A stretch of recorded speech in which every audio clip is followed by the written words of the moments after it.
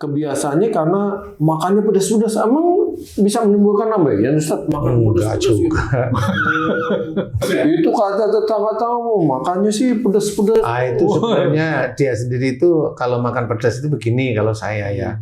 Kenapa ambeien nanti dulu kita cek nanti dulu nih.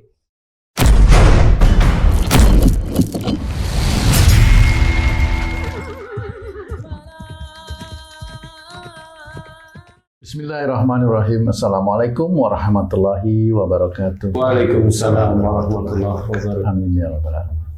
Para pemirsa dan sahabat beriman dimanapun berada, kita jumpa lagi di Ustadz Danu Official Channel. Semoga kita selalu dalam lindungan Allah Subhanahu wa Ta'ala. Amin ya rabbal alamin. Pada kesempatan kali ini kita akan ngaji lagi bersama guru kita semua, Pak Ustadz Danu. Assalamualaikum Pak Ustadz. Waalaikumsalam warahmatullahi wabarakatuh. Amin ya rabbal alamin. Pak Ustadz, izin mau bertanya nih. Ini tapi bukan pribadi saya ya. Saya melihat nih ada seorang teman wanita nih Pak Ustadz. Umurnya sebaya-sebaya saya lah. Dia itu saya lihat sering kesakitan di daerah mohon maaf pantat ya Pak Ustadz ya. Sering begini itu saya tanya, kamu kenapa? Kumat gitu. Oh, apamu yang kumat gitu.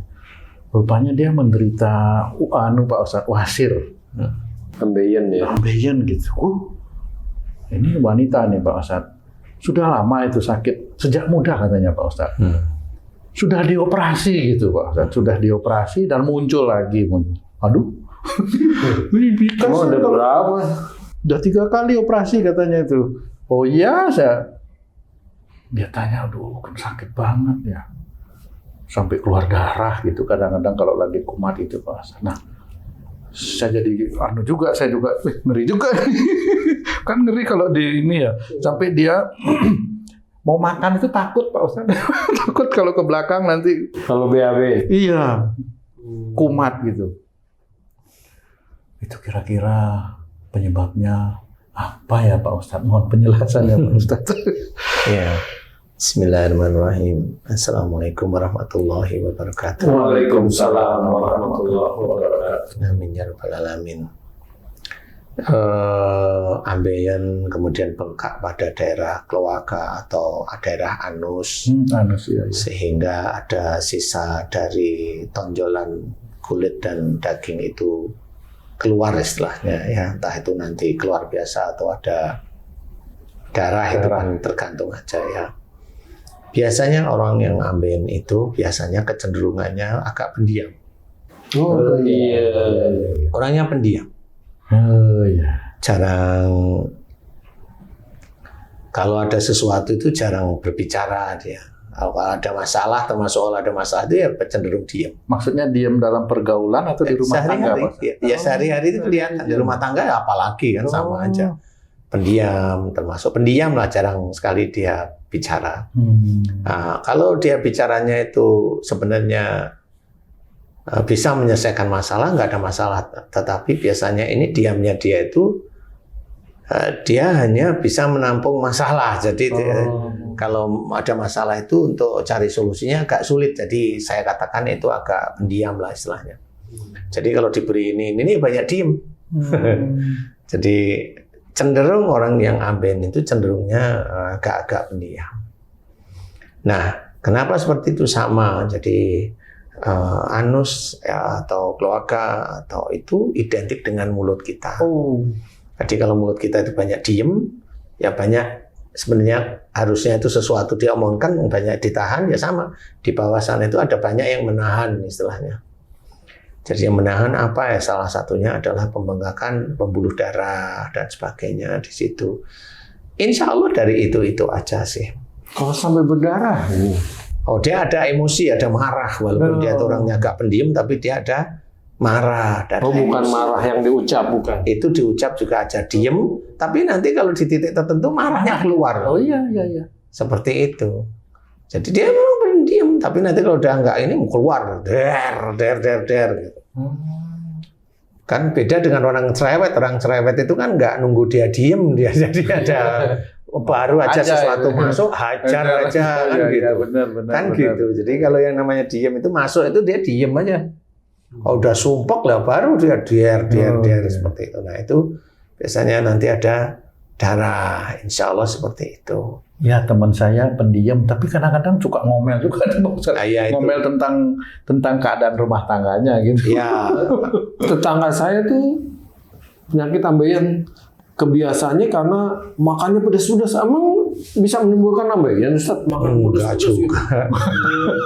Itu kata tetangga-tetangga, makannya sih pedas-pedas. Itu sebenarnya dia sendiri itu kalau makan pedas itu begini kalau saya ya. Kenapa ambeien nanti dulu kita cek nanti dulu nih. Kalau memang dia orangnya pendiam, kemudian juga dia pendiam itu begini nih. Memang kalau ada suatu masalah dia diam. Tapi dia memang kalau ngomong suka, dia memang kalau makan itu sukanya yang pedas kan beda ya. Jadi pada saat dia itu suka makan pedas, kemudian dia itu ambeiennya dikeluarkan oleh Allah Ta'ala, dimunculkan, orang ngomongnya dia suka pedas-pedas itu tadi. Pas kebetulan aja. Ya pas kebetulan aja, wong yang lain juga kalau dia ngomongnya normal, kalau dia suka pedas juga nggak ada ambeien kan gitu ya. Kalau perih iya. Apa ini yang perih, Pak? Dubur lah.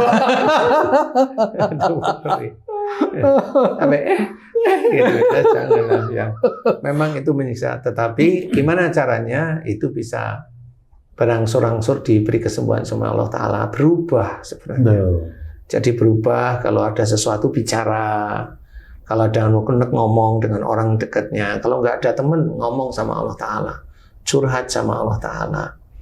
Nah itu sebenarnya kalau curhat sama Allah itu sama seperti memberikan peluang yang panas yang ada pada dubur itu semakin lama semakin hilang nantinya.